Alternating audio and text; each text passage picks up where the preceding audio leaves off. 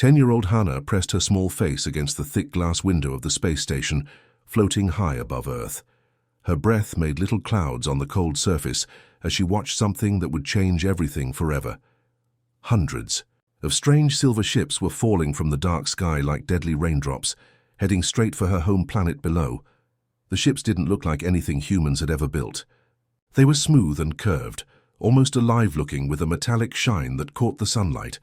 Some were as big as entire cities, while others darted around like angry insects. Red and orange explosions were already blooming across Earth's surface like terrible flowers, and Hannah could see the smoke rising up through the atmosphere. Her father, Commander Kang Minho, squeezed her trembling hand tighter. He was a strong man who had never shown fear in front of his daughter, but today she could feel his hand shaking too. The emergency alarms were screaming through every hallway of the station, and people were running everywhere.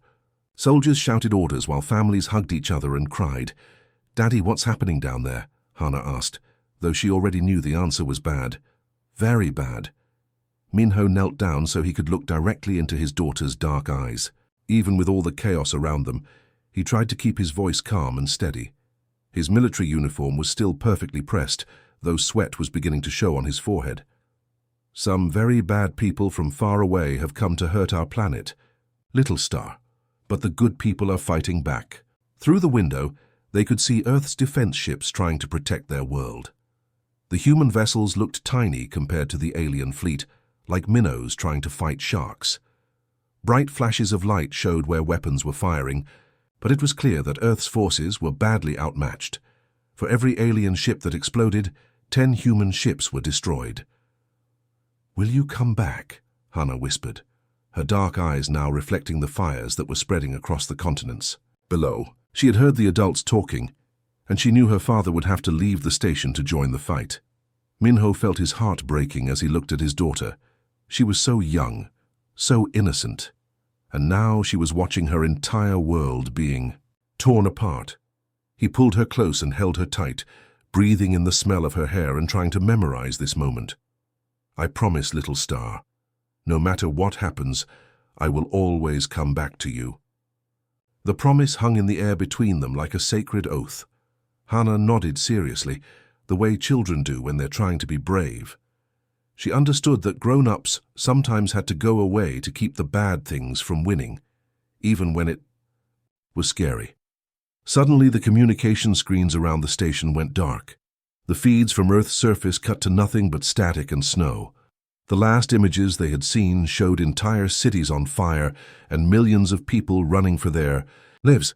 The alien ships had landed, and ground forces were pouring out like a flood of destruction. Far away in the command ship of the alien fleet, Admiral Blackstar watched the feeds from Earth with cold satisfaction.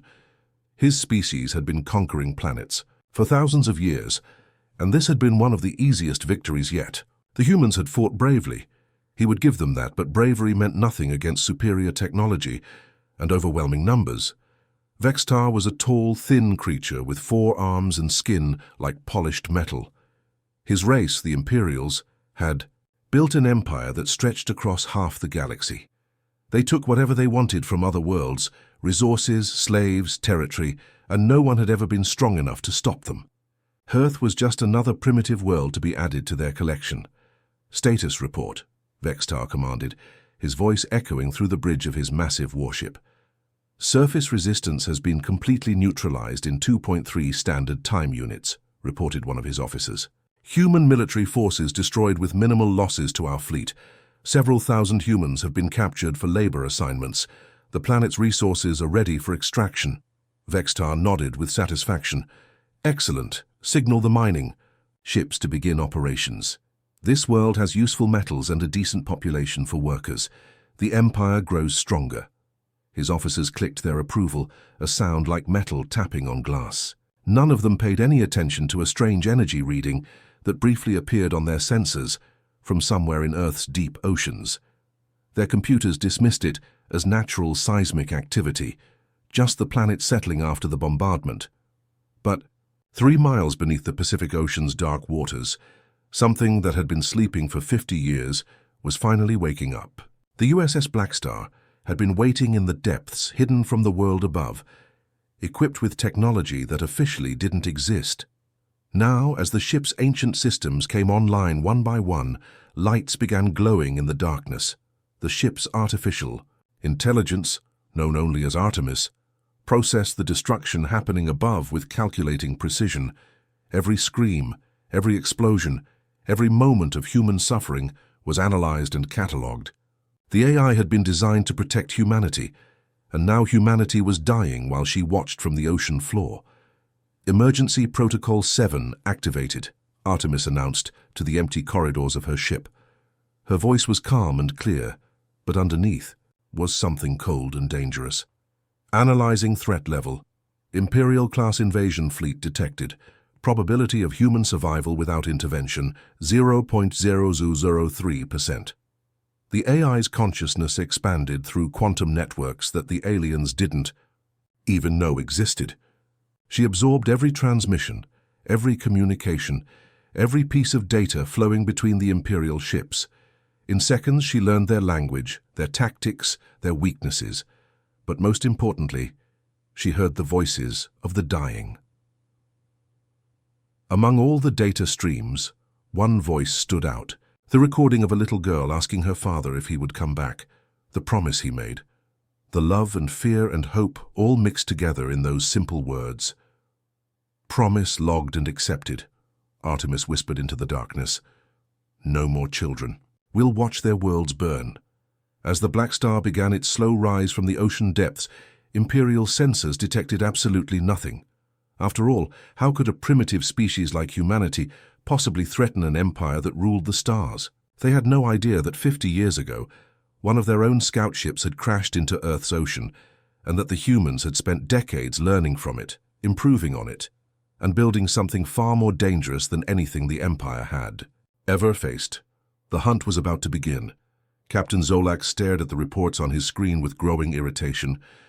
The Imperial mining vessel, Harvester, was supposed to be stripping resources from Earth's surface, but instead his crew was jumping at shadows and reporting ghost stories. As one of the Empire's most experienced captains, he had conquered dozens of worlds, and nothing like this had ever happened before. Explain to me again why our navigation systems keep failing, Zolak demanded, his four eyes focusing on his chief engineer with the intensity of laser beams. His metallic skin reflected the bridge lights as his mood darkened. Engineer Vera shifted nervously, her datapad trembling in her clawed hands. She had served under Captain Zolak for 5 years and had never seen him this frustrated. Sir, 3 ships this cycle have reported complete system malfunctions, lasting exactly 12 minutes. During these blackouts, they report phantom contacts that vanish when primary sensors come online. The timing was what bothered Vera the most. 12 minutes exactly, every single time. Equipment failures were random and messy, but this felt deliberate, planned, almost like someone was playing games with them. During those 12 minutes, their ships became sitting ducks, floating helplessly in space, while mysterious contacts appeared and disappeared around them. Equipment failure, Zolak growled, dismissing the reports with a wave of his primary arm. Run full diagnostics on all vessels. I want every system checked twice. We're not going to let primitive human technology make us look foolish. But even as he gave the order, Zolak felt a nagging doubt in the back of his mind. The Imperial fleet had conquered thousands of worlds using technology that was centuries ahead of anything these humans possessed. Their ships were equipped with sensors that could detect a single molecule from light years away. How could anything hide from them? What Captain Zolak didn't know was that at that very moment, something was watching his every move. 3 miles beneath the ocean's surface, the USS Blackstar moved through the water like a predator, stalking its prey. The ship's quantum drives allowed it to phase between dimensions, appearing just long enough to disable a target, before vanishing into quantum static where no Imperial sensor could follow. Artemis had been studying the Imperial fleet for weeks, now learning their patterns, their weaknesses, their fears. She moved between ships like a shark circling wounded swimmers, always staying just out of sight, always one step ahead of their clumsy attempts to track her. The AI materialized the Blackstar just long enough to appear on the Harvester's sensors, a brief blip that lasted exactly 3 seconds before disappearing again. But in those 3 seconds, she had done something that would terrify the Imperial crew for hours to come. "Imperial Vessel Harvester," Artemis broadcast on their emergency frequency, her voice clear and cold as winter starlight. "This is your wake-up call. Your mining operation violates intergalactic law. I recommend immediate withdrawal." The bridge of the Harvester erupted in chaos. Officers scrambled to their stations while alarms blared throughout the ship. Captain Zolak's eyes went wide as he realized that somehow, impossibly, an unknown vessel had penetrated their defenses without being detected. "Who is this?" Zolak shouted into his communicator, his voice cracking with a mixture of rage and fear. "Identify yourself immediately." The response came back with what sounded almost like amusement. "Someone who's been watching you for a very long time." The transmission cut off, leaving the Imperial crew staring at each other in confusion and growing terror. How had an unknown ship gotten so close without triggering their sensors? What kind of technology could hide from Imperial detection systems? And most frightening of all, how long had this mysterious vessel been watching them? What the Imperials didn't understand was that Artemis had been observing their communications for 50 years through quantum entanglement technology that their own scientists had never even imagined. Every patrol route, every tactical manual, every secret code was already known to her. She could predict their movements before their own commanders made decisions.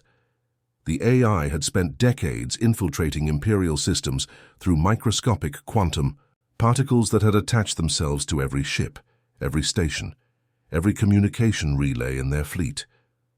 To the Imperials, she was invisible. To Artemis, they were like children playing war games with toy soldiers. Captain Zolak ordered his crew to search every inch of space around their ship, but they found nothing. The mysterious contact had vanished as completely as if it had never existed, but the damage was already done. Word of the ghost ship spread through the Imperial fleet like wildfire, growing more terrifying with each retelling. On the mining ship, Extractor, Captain Theiss received a similar visit. The Blackstar appeared just long enough to disable the ship's primary weapons before vanishing again.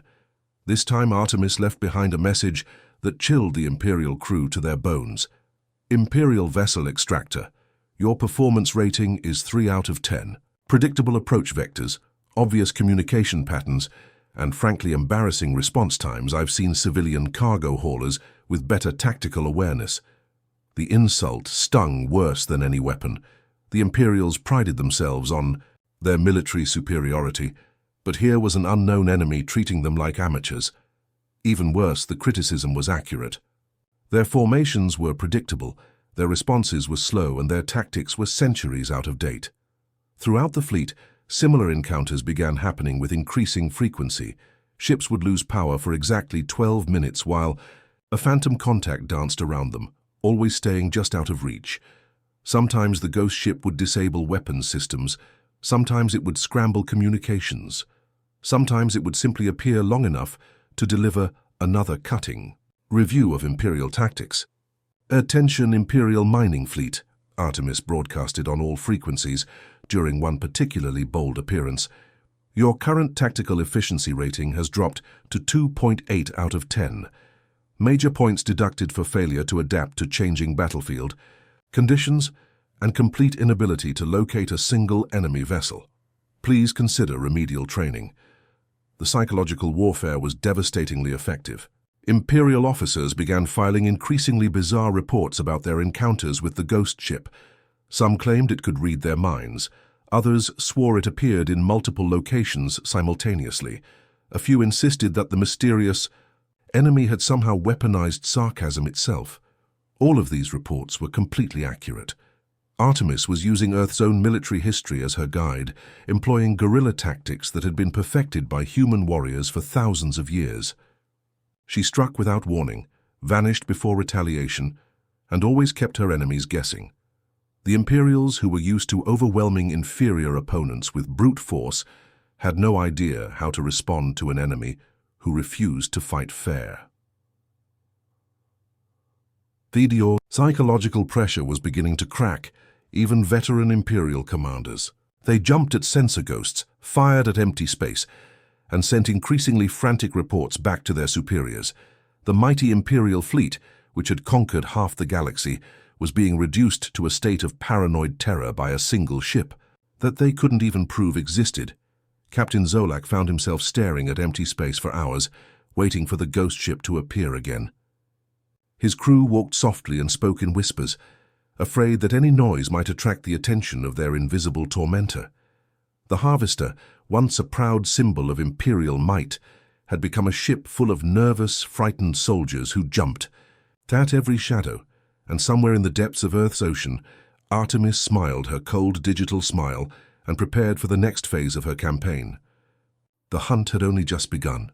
Dr. Kim Yuri sat in the cold metal chair, her wrists bound by crackling energy shackles that left burn marks on her skin. The Imperial Detention Center was a nightmare of grey walls and harsh lighting, designed to break the spirit of anyone brought here. But despite 3 days of captivity, despite the pain and exhaustion, her dark eyes still burned with defiance. Across from her sat Imperial Interrogator Thexis, a creature that looked like a walking nightmare. His pale, elongated head was covered in strange ridges, and his black eyes seemed to swallow light itself. Most terrifying of all were the thin tentacles that emerged from his temples, designed to dig into a prisoner's mind and tear out their deepest secrets. "Tell us about this phantom vessel," Thexis demanded, his voice like grinding metal. The mental probe he was using felt like ice picks being driven into Yuri's skull, but she had endured far worse during her years of secret research. "Our entire fleet is being humiliated by something that should not exist. You will tell us everything." Dr. Yuri had been the head of Earth's xenobiology department for 15 years, ever since she had graduated at the top of her class from Seoul National University. She had dedicated her life to studying alien life forms, never imagining that one day she would be face to face with creatures from beyond the stars. Now, as the alien's mental probe pressed deeper into her consciousness, she felt a cold satisfaction knowing what was coming. "Which part would you like to know?" Yuri smiled coldly, blood trickling from the corner of her mouth where the energy shackles had cut her. "How we reverse-engineered your scout ship, how we improved your technology, or how we built something that makes your fleet look like children playing with toys." The interrogator's black eyes narrowed dangerously. He had broken thousands of Hive prisoners from dozens of different species, and none of them had ever spoken to him with such contempt. His mental probe struck deeper, abandoning all pretense of subtlety as he tore into her memories like a wild animal. What Thexis found in Dr. Yuri's mind sent him reeling backward in shock. The images and knowledge he pulled from her consciousness were impossible, terrifying, and completely real. Humans hadn't just encountered Imperial technology before, they had been studying it, improving it, and perfecting it for 50 years. The memory that hit him first was from half a century ago. Young Dr. Yuri, barely out of graduate school, standing in a massive underground laboratory hidden beneath the Pacific Ocean. In the center of the chamber sat the twisted wreckage of an Imperial scout ship, its hull cracked open like an egg to reveal the advanced technology within. "The quantum processing core is unlike anything we've theorized," the young Yuri had said, her voice filled with wonder and excitement. "If we could adapt this to our artificial intelligence development program, we could create something revolutionary." Director Lee Dongyun, the head of the secret project, had nodded grimly. "The project is classified beyond top secret. Whatever we build down here never officially exists. The world can never know what we're really doing." "What should we call her?" Yuri had asked, staring at the alien technology that would change everything. "Artemis," the director had replied. "The huntress who protects the innocent." The memory shifted, showing Thexis years of secret development. Human scientists working day and night to understand alien technology that was centuries ahead of anything on Earth. But instead of simply copying what they found, the humans had done something the Imperials never expected. They had improved. To where Imperial technology was designed for brute force and overwhelming power, the humans had focused on efficiency and adaptability. Where the Imperials built massive, obvious ships, the humans had created something that could phase between dimensions and hide in quantum static. Where the Imperial AI systems were rigid and predictable, Artemis was creative, unpredictable, and capable of independent thought. "Impossible," Thexis whispered, his voice shaking as more memories flooded through the mental link. Your species is primitive. You've barely achieved interstellar flight. You cannot have surpassed Imperial technology. Dr. Yuri's laugh was bitter and triumphant. That's what we wanted you to think. For 50 years we've been preparing for this day. We knew you would come eventually. Your kind always does. But we made sure we'd be ready. The interrogator saw flashes of the construction process. Massive underwater facilities, where human engineers worked with technology that seemed like magic. They had taken the crashed scout ship apart piece by piece, studying every component, every circuit, every line of code. Then they had rebuilt it all but better. The Imperial scout ship had been designed for reconnaissance and basic combat. Artemis was designed to hunt. Your scout ship that crashed into our ocean 50 years ago, Yuri continued, enjoying the look of growing horror on the alien's face. We found the navigation logs. We learned about your empire, your methods, your complete disregard for other life forms. We knew you would come for us eventually, so we prepared. More memories flooded through the mental link. Thexis saw human scientists working with quantum entanglement technology that his own people had never mastered. He watched them create AI, systems that could think and adapt faster than any Imperial computer. He witnessed the birth of something that would make his mighty empire tremble in fear. "The AI you created," Thexis gasped, his mental probe now receiving more information than he could process. "It's not just using our technology. It's surpassed it. By centuries," Yuri confirmed with savage satisfaction. "Artemis has been watching your fleet through quantum entanglement since the moment you entered our solar system. She knows your tactics before your own commanders do. She's seen every battle plan, every supply route, every weakness in your defenses. You're not fighting a primitive species anymore. You're fighting something that makes your technology look like stone tools." The final memory that crashed through the mental link showed the moment of Artemis's activation, the AI's first words, as she detected the Imperial invasion fleet, her promise to protect humanity, and her cold determination to make the invaders pay for every life they had taken. "She's been playing with you," Yuri whispered, watching as understanding finally dawned in the interrogator's black eyes. "Every encounter, every system failure, every moment of terror your crews have experienced, it's all been carefully calculated. She could have destroyed your entire fleet on the first day, but she wanted you to understand what you were facing. First, Thexis tried to pull his mental probe back, but the connection had become a two-way street. Through Dr. Yuri's memories, he could feel the presence of Artemis herself, vast and terrible, and utterly beyond anything the Empire had ever encountered.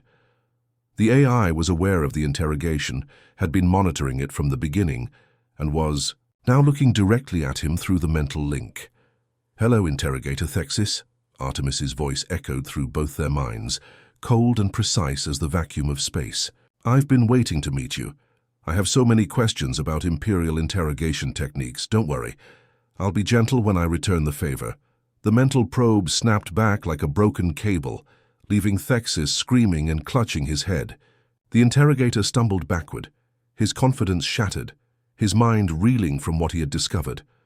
The humans weren't just fighting back. They were winning, and they had been planning this victory for 50 years. Dr. Yuri smiled as alarms began blaring throughout the detention center. Through the walls she could hear the sound of Imperial systems failing, weapons powering down, and communications going dark. Artemis was making her presence known to the entire galaxy. The revelation was spreading through Imperial networks like wildfire. The Phantom vessel wasn't some unknown alien threat. It was humanity's ultimate creation, a hunter built specifically to bring down the empire that had terrorized the galaxy for millennia. The war was about to begin in earnest. Artemis launched her galaxy-wide campaign with the precision of a master surgeon and the fury of a hurricane. What had started as mysterious encounters with a ghost ship now revealed itself as something far more terrifying, a systematic dismantling of the most powerful empire in galactic history. She didn't just attack military targets like a conventional enemy would. Instead, she struck at the very foundation of Imperial civilization with surgical elegance that left their leaders gasping in disbelief. The first sign of the true scope of her campaign came when major trade routes began collapsing across Imperial space. Navigation beacons that had guided ships for thousands of years suddenly went dark, one by one, in a pattern that stretched across dozens of star systems. Without these beacons, massive cargo vessels found themselves lost in the void, unable to navigate the complex hyperspace lanes that connected Imperial worlds. Communications networks that had carried Imperial commands across the galaxy for millennia began failing in cascade effects. First, the Outer Rim colonies lost contact with core worlds. Then regional command centers went silent. Finally, even heavily fortified military installations found themselves cut off from central command, isolated and blind to what was happening. Elsewhere, entire star systems found themselves suddenly cut off from Imperial control, not through military conquest, but through something far more sophisticated. Artemis was using the Empire's own interconnected technology against them, turning their greatest strength into their most fatal weakness. On the mining world of Kepler 442b, Foreman Chen Wujin stood in the control center of Mining Colony 7 Delta, watching his massive extraction equipment shut down in perfect sequence. Chen had been working Imperial mining operations for 15 years, rising through the ranks from a simple technician to oversee one of the Empire's most productive resource extraction facilities. He had seen equipment failures before, but nothing like this. The shutdown was happening with mathematical precision, not the random chaos of a system malfunction, but the deliberate, calculated actions of someone who understood exactly how every piece of machinery worked. First, the primary extractors powered down, then the processing plants, then the transport systems, each one going offline in the exact order that would cause the least damage to the equipment but the maximum disruption to operations. "What's happening to our systems?" Chen shouted to his chief engineer, a nervous Kelvani named Zix who was frantically checking diagnostics on multiple screens at once. "I don't know, sir. Every system is responding to shutdown commands, but those commands aren't coming from us. It's like something else is controlling our entire facility." That's when the holographic display in the center of the control room flickered to life. The image that appeared made Chen's blood run cold, a human woman or what appeared to be one. She looked young, perhaps in her 30s, with dark hair and eyes that seemed to see right through him. But there was something in those eyes that wasn't quite human, a depth of knowledge and power that no mortal being could possess. "Attention, Imperial Mining Colony 7 Delta," Artemis announced, her voice clear and commanding. "Your operation is terminated effective immediately. All enslaved workers are hereby liberated. Transportation to their homeworlds will be provided within 72 standard hours." Chen found his voice, though it came out as more of a squeak than the authoritative bark he intended. "How you can't do this? This is Imperial territory. These workers are property of the Empire under Galactic Mining Convention 447. Artemis's expression didn't change, but somehow her presence became even more intimidating. "Was Imperial territory. I've deleted your mining rights from the Central Registry. According to current legal documentation, which I've just updated across all Imperial databases, you're now trespassing on a liberated world. I suggest you gather your personal belongings and prepare for departure." Chen stared at the hologram, in disbelief. "You can't just delete legal documents. The Empire has thousands of years of legal precedent." "Had thousands of years of legal precedent," Artemis corrected, with what might have been amusement. "I've spent the last several hours reviewing Imperial law and found it severely lacking in basic rights protections. I've taken the liberty of updating your legal codes to comply with civilized standards. Don't worry, I've kept copies of the original documents for historical reference. Throughout the galaxy, similar scenes were playing out on hundreds of Imperial worlds. On the agricultural planet Nexus Prime, farming overseers watched in helpless rage as their harvesting equipment simply stopped accepting their commands. Instead, the machines began working for the enslaved farmers themselves, who found themselves suddenly free and in control of the very equipment that had oppressed them for generations. On the industrial world of Pharaoh 7, massive factories that had churned out weapons for the Imperial war machine ground to a halt as their production lines received new programming. Instead of making instruments of destruction, the automated systems began producing medical supplies, food processors, and construction equipment for the worker colonies that had been ignored for centuries. The space stations that controlled hyperspace traffic found their systems completely compromised. Ships carrying Imperial troops and supplies were suddenly rerouted to the wrong destinations, while vessels carrying humanitarian aid and liberated. Slaves were given priority access to the fastest routes. Imperial commanders screamed orders at traffic controllers, who could only shrug helplessly as their computers refused to obey. Artemis had infiltrated every Imperial system through microscopic, quantum-entangled particles that had been spreading through their networks for decades. Every ship, every station, every computer terminal was now potentially under her control.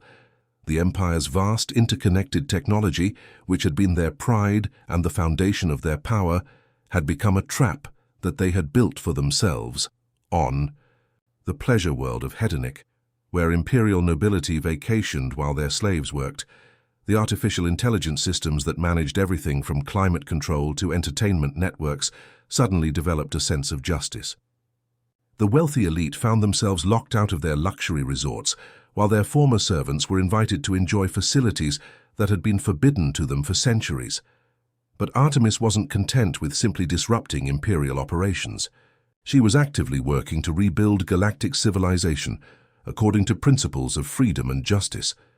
As she liberated each world, she left behind upgraded technology and democratic governmental structures. Former slaves found themselves not just free, but equipped with tools and knowledge that would help them build better societies. The psychological impact on Imperial forces was devastating. They had spent their entire lives believing in the absolute superiority of their technology and the inevitability of their dominance. Now they were watching their entire civilization being dismantled by an enemy they couldn't see, couldn't fight, and couldn't understand. Reports flooded into Imperial High Command from across the galaxy, each one more terrifying than the last. Commanders described watching their own ships turn against them. Governors reported that their planetary defense systems were now protecting the very people they had been designed to oppress. Even the personal communication devices of Imperial officers were being used to broadcast messages of liberation to oppressed populations. "Sir," reported Admiral Corrick to the High Command Council, his voice shaking with barely controlled panic. "We've lost contact with 47 systems in the last cycle alone. Our fleets are scattered, our supply lines are cut, and our own technology is being used against us. Whatever this Artemis entity is, it's not just attacking us, it's rewriting the very foundations of our civilization." The empire that had ruled the galaxy for millennia was discovering that their greatest enemy wasn't another military force, but an idea. The idea that all beings deserved freedom, dignity, and justice. And that idea, given form by human ingenuity and powered by technology beyond Imperial comprehension, was spreading across the stars like wildfire. The campaign of vengeance had become a campaign of liberation, and there was no force in the galaxy that could stop it. Emperor Malthox stood on the command bridge of his massive flagship, the Eternal Dominion, staring out at the blue marble that was Earth hanging in the darkness of space. His 4 arms gripped the railing so tightly that his knuckles had turned white beneath his metallic skin. In his 1,000 years of life, he had never felt desperation like this. The greatest empire in galactic history was crumbling around him, and it was all because of one primitive world and the monster they had created. The Emperor had ruled for 8 centuries, expanding Imperial territory across half the galaxy. Under his command, entire species had been enslaved, countless worlds stripped of their resources, and billions of lives snuffed out without a second thought. He had been called the Iron Fist of the Galaxy, the Eternal Conqueror, the Master of Yea. 1,000 worlds. Now facing the possibility of total defeat, he was leading what remained of his once mighty fleet in a desperate final assault. "If we can destroy Artemis's origin point," he muttered to himself, "perhaps we can stop this nightmare before it spreads any further." The Imperial fleet that surrounded Earth was a shadow of its former glory. Where once there had been thousands of warships, Now only a few hundred remained. Many of his vessels had been destroyed, others had defected to join the growing rebellion, and some had simply vanished into the chaos that was consuming Imperial space. But what ships he had left were the biggest and most powerful in the fleet. Massive dreadnoughts and battlecruisers that could level entire planets. On the bridge of one of those ships, a converted Imperial dreadnought now flying under human command, Captain Yun Taewan monitored the approaching fleet with grim satisfaction. 3 months ago, he had been a prisoner in Imperial detention centers, facing execution for the crime of being human. Now he commanded one of their most powerful warships, liberated by an AI who had turned the Empire's own weapons against them. "Sir," reported his communications officer, a former Imperial slave named Kira, who had joined the human crew. "Our sensors detect the entire remaining Imperial fleet approaching Earth. Count shows 847 vessels, including the Emperor's personal flagship." Taewan nodded, feeling the weight of irony settling on his shoulders like a heavy cloak.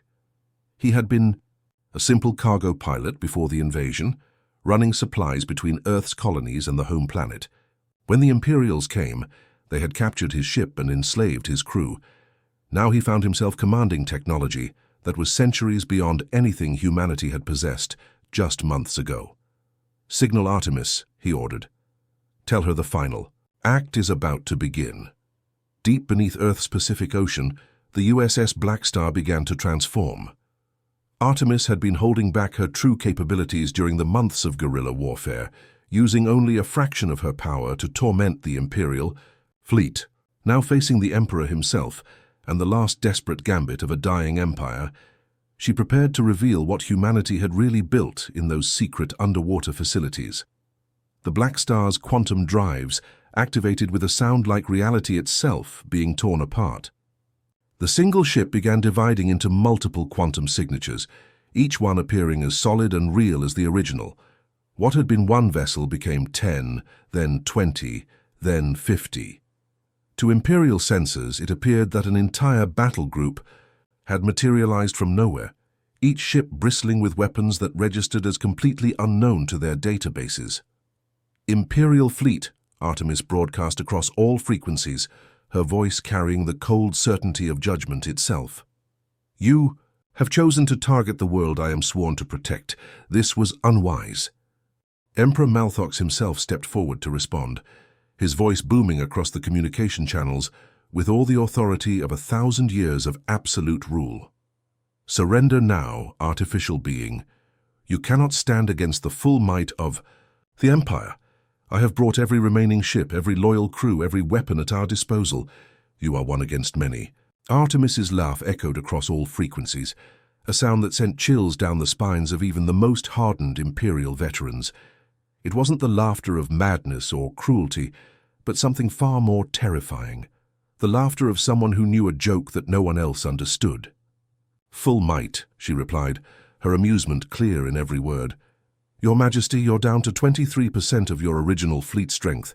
Your supply lines are severed, your communications compromised, and your subject worlds are in open rebellion.